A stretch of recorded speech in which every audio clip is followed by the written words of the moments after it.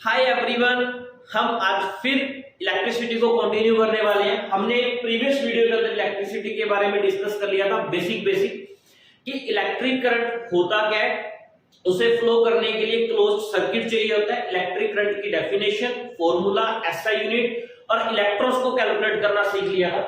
आज हम second topic के अंदर एंटर करते हैं, वो है इलेक्ट्रिक पोटेंशियल। इलेक्ट्रिक करंट के बाद सेकंड टॉपिक आ गया इलेक्ट्रिक पोटेंशियल। अब ये इलेक्ट्रिक पोटेंशियल होता क्या चीज है, अब देखिए हमने देखा है कि हमारे पास एक कंडक्टर है, एक वायर है ए बी।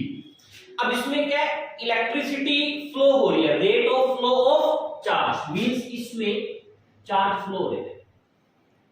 जितने ज्यादा चार्ज फ्लो होंगे करंट की अमाउंट उतनी ज्यादा आएगी, चार्ज अगर कम फ्लो होंगे करंट की अमाउंट कम आएगी। Flow of charge is called electric current. अब इसे सिंपल बिल्कुल लैंग्वेज में देखें कि इलेक्ट्रिक पोटेंशियल क्या होता है। इलेक्ट्रिक पोटेंशियल का फॉर्मूला है work done by charge is called electric potential. कि ये जो charge point A to point B तक ट्रेवल कर रहे हैं, इसमें से मैंने क्या किया, किसी एक चार्ज को पकड़ लिया। मैंने बोला भाई तू रुक जा, कहां जा रहा है, वेट। मैंने देखा कि एक चार्ज को यहां से लेके यहां तक ट्रेवल करने में कितना वर्क करना पड़ा, कितनी एफर्ट्स लगानी पड़ी। अब जितनी एक को लगानी पड़ी उतनी सभी को लगानी पड़ेगी। अब तो उसे हम बोलते हैं इलेक्ट्रिक पोटेंशियल। इलेक्ट्रिक पोटेंशियल की जो डेफिनेशन है वो बड़ी सिंपल सी है। Electric potential is equal to work done, कौन कर रहा है work done, by charge, work done by charge. अब इलेक्ट्रिक पोटेंशियल की जो एब्रीविएशन है वो V है, वर्क की जो एब्रीविएशन है वो W है, और चार्ज की स्मॉल क्यों लिख दो या कैपिटल क्यों लिख दो, वो तो सेम थी। Electric potential is equal to work done by charge, या हम बोल सकते हैं V is equal to W by Q। ये एक फॉर्मूला हो गया इलेक्ट्रिक पोटेंशियल का।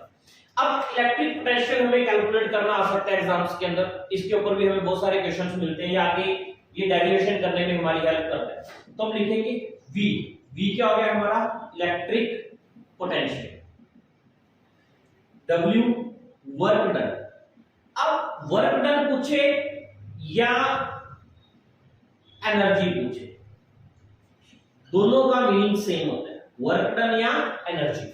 ऐसा नहीं है कंफ्यूज हो जाए, वर्क डन पूछ लिया एनर्जी पूछ ली, कौन सा फॉर्मूला लगेगा, सेम फॉर्मूला लगेगा, Q is equal to charge. अब इलेक्ट्रिक पोटेंशियल की जो एसआई यूनिट है, सिंपल लैंग्वेज में इलेक्ट्रिक पोटेंशियल को हम बोलते हैं वोल्ट। वोल्टेज जो हमारे घर में सप्लाई हो रही है V, जो इसकी एब्रीविएशन है वो इसकी एसआई यूनिट है। वर्क या एनर्जी की एसआई यूनिट हमने 9th क्लास में करी है जूल। चार्ज की एसआई यूनिट हमने अभी डिस्कस करी है कूलम, कूलम। ये एक इलेक्ट्रिक पोटेंशियल हो गया। बट सम टाइम्स हमसे ना इलेक्ट्रिक पोटेंशियल के साथ साथ इलेक्ट्रिक पोटेंशियल डिफरेंस भी पूछ लिया जाता है। अब ये पोटेंशियल डिफरेंस क्या होता है कि हमारे पास कोई दो कंडक्टर है, दोनों में अलग अलग जो करंट है वो फ्लो हो रहा है, या एक ही कंडक्टर में अलग अलग वोल्टेज का करंट फ्लो करा रहे हैं। जो इलेक्ट्रिसिटी फ्लो हो रही है उसकी जो वोल्टेज है, जो पोटेंशियल है वो अलग अलग है। तो जस्ट इमेजिन एक का जो वोल्टेज है वो V है और दूसरे का जो वोल्टेज है वो VB है। तो अगर हमें इसका डिफरेंस कैलकुलेट करना होगा तो हम करेंगे VB minus VA is equal to work done, कौन कर रहा है, वर्क डन बाय चार्ज। तो इस तरीके से आप इसका डिफरेंस भी कैलकुलेट कर सकते हैं। आपको एग्जाम के अंदर दोनों इलेक्ट्रिक पोटेंशियल की वैल्यू गिवन होगी कि फर्स्ट जो इलेक्ट्रिक पोटेंशियल है वो ये है, आफ्टर दैट ये है इलेक्ट्रिक पोटेंशियल। तो आपको बड़ी आसानी होगी इसको सोल्व करने में। तो ये जो हमने डिस्कशन किया ये इलेक्ट्रिक पोटेंशियल के बारे में था। इलेक्ट्रिक पोटेंशियल की सिंपल सी डेफिनेशन है work done by charge is called electric potential. ये एक इंपॉर्टेंट टॉपिक है। इसके बाद जो हम अब डिस्कस करने जा रहे हैं ओम्स लॉ, वो इस चैप्टर का very very very very most important topic है।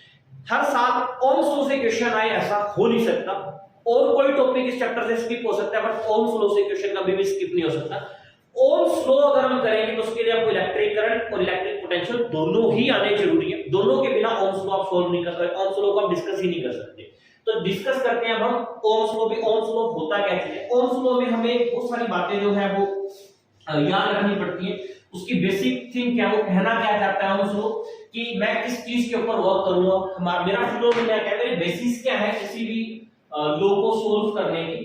तो देखते हैं ओम्स लॉ है क्या, कहता है ओम्स लॉ की कंडीशंस देखिए, बेसिस क्या है। ओम्स लॉ क्या है, at constant temperature and material, material भी मतलब जो कंडक्टर हम ले रहे हैं, जो मटेरियल हम ले रहे हैं वायर का, वो कांस्टेंट हो, temperature constant, at constant temperature and material the electric current is always directly proportional to electric potential।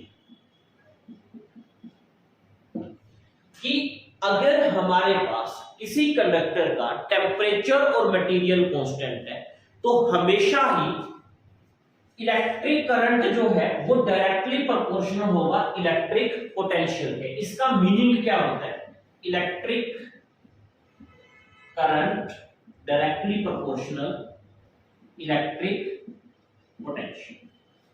Electric current और इलेक्ट्रिक पोटेंशियल का डायरेक्टली प्रोपोर्शनल का मीनिंग कि अगर किसी सर्किट में I की वैल्यू इंक्रीज होती है तो V की वैल्यू भी इंक्रीज होगी, I की वैल्यू डिक्रीज होती है तो V की वैल्यू भी डिक्रीज होगी। If electric current increases then electric potential also increases and vice versa। vice versa का मीनिंग अगर ये डिक्रीज होगा तो इलेक्ट्रिक पोटेंशियल भी डिक्रीज होगा। सिंपल सा लो है बट इंपॉर्टेंट बहुत ही ज्यादा। अच्छा इसमें है क्या भाई, एग्जाम टाइम में भूल जाते हैं कि हमारे घर में याद रखिएगा करंट बढ़ रहा है वोल्टेज बढ़ रही है, करंट घट रहा है वोल्टेज घट रही है, बिकॉज हमारे घर में जितने भी मटेरियल्स है वो लगभग कांस्टेंट है। 90% अप्लायंस जो है उसकी जो अंडरग्राउंड हमारे वॉल्स के अंदर फिटिंग कर रखी है करंट की, वो फिक्स है, वो कभी चेंज नहीं होती। ऐसा नहीं है कि मटेरियल को चेंज कर रहे हैं, वो किसी इमरजेंसी सिचुएशन में कोई डिफॉल्ट की कंडीशन के अंदर वो चेंज करना पड़ता है, अदरवाइज वो कांस्टेंट होता है। तो हमेशा ही हमारे घर में जो इलेक्ट्रिक करंट है वो डायरेक्टली प्रोपोर्शनल होती है इलेक्ट्रिक पोटेंशियल। अब जब भी हम न्यूमेरिकल करते हैं तो हमें क्या करना होता है, प्रोपोर्शनल का साइन हटाना होता है और उसकी जगह पे कांस्टेंट यूज करते हैं, बिकॉज ऐसे हम इस वैल्यू को न्यूमेरिकल में यूज नहीं कर सकते। तो V डायरेक्टली प्रोपोर्शनल I हो गया या I डायरेक्टली प्रोपोर्शनल V, देखो सिंपल सी बात है, 2 into 3 करोगे तो भी 6 आएगा, 3 into 2 करोगे तो भी 6। बच्चे बोलेंगे सर पहले अपने I डायरेक्टली प्रोपोर्शनल V लिखा था, अब V डायरेक्टली प्रोपोर्शनल I लिख दिया। अब प्रोपोर्शनल का साइन हटाओ तो इसकी जगह पे कांस्टेंट लगेगा R into I, तो ये आ गया V is equal to I R। ये कंप्लीट हो गया हमारा ओम्स लॉ। बस सिंपल है, इजी है, बट हमें याद रखना है। अब यहां पर हम देखते हैं हमने क्या क्या डिस्कस किया। V क्या है हमने अभी पीछे डिस्कस किया, ये इलेक्ट्रिक पोटेंशियल। R हो गया कांस्टेंट, I हो गया इलेक्ट्रिक करंट। अब हमें इन सभी की SI यूनिट पता होनी चाहिए। SI यूनिट क्या है इनकी, SI यूनिट इलेक्ट्रिक पोटेंशियल की वोल्ट, R की ओम, ओम का सिंबल ऐसे उल्टी करके कैप, और इलेक्ट्रिक करंट का सिंबल एम्पियर। ये इसकी SI यूनिट होगी। आपको एज इट इज ये एग्जाम में लिखना है और ये 5 मार्क्स का आता है। मींस ये जो टॉपिक हम डिस्कस कर रहे हैं ये very very very most important है। फिर हमें इसके ऊपर ग्राफ पूछ लिया जाता है कि भाई ओम्स लॉ का ग्राफ क्या आएगा। अब ग्राफ में कभी भी दोनों चीजें अगर इक्वल रेट से बढ़ रही है या घट रही है तो उसका जो ग्राफ है वो हमेशा ही डायरेक्टली प्रोपोर्शनल आता है, तो y एक्सिस। अगर v बढ़ेगा तो I बढ़ेगा, v घटेगा तो I घटेगा। ओम्स लॉ का जो ग्राफ आएगा वो एक स्ट्रेट लाइन आता है। एक बार एग्जाम के अंदर नॉन ओहमिक कंडक्टर का ग्राफ पूछ लिया था, तो अगर आपसे नॉन ओहमिक कंडक्टर का ग्राफ पूछे तो आपको क्या करना है, कुछ नहीं करना, हमें स्ट्रेट लाइन नहीं बनानी, बस जो आपका मन करे वो आप बना लेना। ये I हो गया, ये V हो गया, जिस जगह बना दो, जो आपका मन करे वो बनाना, बस एक स्ट्रेट लाइन नहीं बनानी। बिकॉज जो ओमिक कंडक्टर है उसमें V बढ़ेगा तो I बढ़ेगा, V घटेगा तो I घटेगा, वो हमेशा ही दोनों एक दूसरे के डायरेक्टली प्रोपोर्शनल होते हैं। ये हमने डिस्कस कर लिया ओम्स लॉ। ओम्स लॉ बहुत इंपॉर्टेंट है, दोबारा फिर रिपीट कर रहा हूं। अगर हमारी सर्किट की जो कंडीशंस हैं लाइक टेम्परेचर एंड मटेरियल वो कांस्टेंट है, उस कंडीशन में जो इलेक्ट्रिक करंट है वो ऑलवेज डायरेक्टली प्रोपोर्शनल होगा इलेक्ट्रिक पोटेंशियल के, मींस जो I है वो डायरेक्टली प्रोपोर्शनल V के होगा। मींस I बढ़ेगा V बढ़ेगा, I घटेगा V घटेगा। तो अगर हम इसे न्यूमेरिकल में यूज करेंगे तो प्रोपोर्शनल की जगह में कांस्टेंट लगाएंगे जिसे हम R बोलते हैं। R का आशा यूनिट होती है ओम। ये सिंबल होता है I इलेक्ट्रिक करंट हो गया। नॉन ओमिक कंडक्टर का ग्राफ जिगजैग या कर्व्ड बना दीजिए, ओमिक का जो ग्राफ बनेगा वो एक स्ट्रेट लाइन बनेगा। बट ये ग्राफ आपसे कभी पूछा जाए कोई गुंजाइश नहीं है, अगर पूछा भी है तो बना सकते हो। मेनली आपको ओमिक कंडक्टर का ग्राफ पूछा जाता है तो V डायरेक्टली प्रोपोर्शनल I में, अगर V बढ़ेगा तो I बढ़ेगा, V घटेगा तो I घटेगा। अभी तक हमने इस चैप्टर के अंदर क्या डिस्कस कर लिया, हमने electric current, electric potential, Ohm's law, तीन कंटेंट हमने इस चैप्टर के अंदर डिस्कस कर लिए। अब हम नेक्स्ट वीडियो के अंदर डिस्कस करेंगे इन तीनों कंटेंट के ऊपर बहुत सारे न्यूमेरिकल्स, और एक न्यूमेरिकल की जो शीट है मैं डिस्क्रिप्शन बॉक्स के अंदर डालूंगा PDF की फॉर्म में, आप वो न्यूमेरिकल करिएगा। अगर आपको कोई डाउट आएगा तो आप मेरे से पूछिए कि सर इसका आंसर कैसे होगा, हम इसे कैसे सोल्व कर सकते हैं, तो मैं आपकी पूरी हेल्प करूंगा। मिलते हैं नेक्स्ट वीडियो के अंदर न्यूमेरिकल्स के साथ, तब तक के लिए थैंक यू।